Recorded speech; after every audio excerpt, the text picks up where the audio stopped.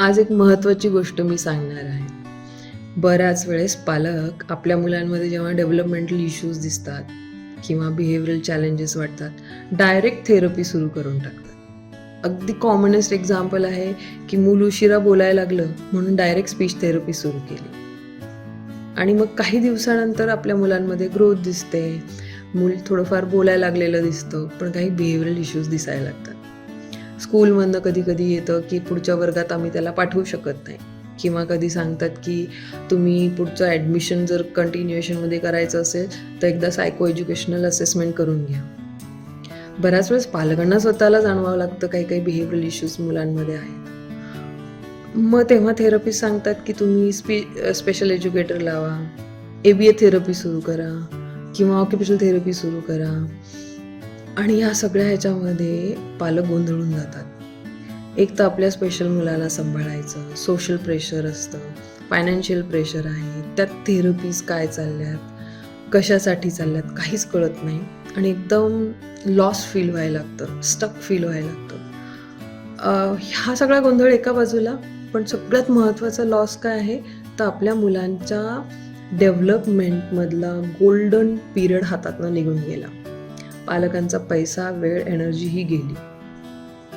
आपल्या मुलांमध्ये जर हे काही इश्यू असतील ना, डेव्हलपमेंटल डिले किंवा बिहेवियरल चॅलेंजेस, त्याची बरीच कारणं असू शकतात. सिंड्रोमिक आहे, जेनेटिक आहे, हॉर्मोनल आहे, विटॅमिन मिनरल डेफिशियन्सी असू शकते, किंवा मेंदूमध्ये काही प्रॉब्लेम असू शकतो, किंवा सायकॅट्रिक इश्यू असू शकतो. हे सगळं ॲनालिसिस जोपर्यंत होत नाही तोपर्यंत पुढचा मार्ग कसा समजणार?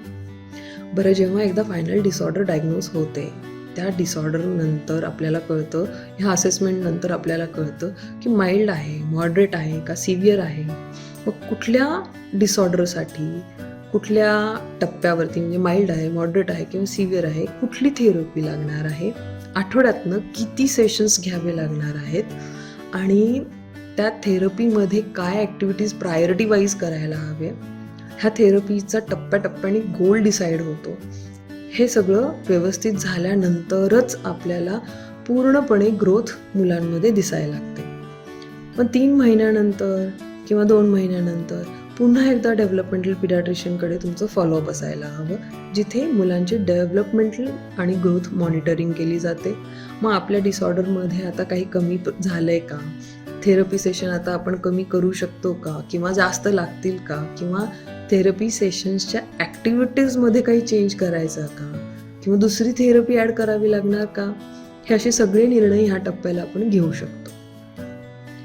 ज्या पालकांना आपल्या मुलांमध्ये कुठलेही डेव्हलपमेंटल आणि बिहेवियरल इश्यू, चॅलेंजेस वाटत असतील तर असे पालक थेरपीसाठी आणि फायनल डायग्नोसिससाठी आमच्या सेंटरला भेट देऊ शकतात. व्हिडिओच्या खाली मी डिस्क्रिप्शनमध्ये सेंटरबद्दलची डिटेल माहिती देईल. थँक्यू.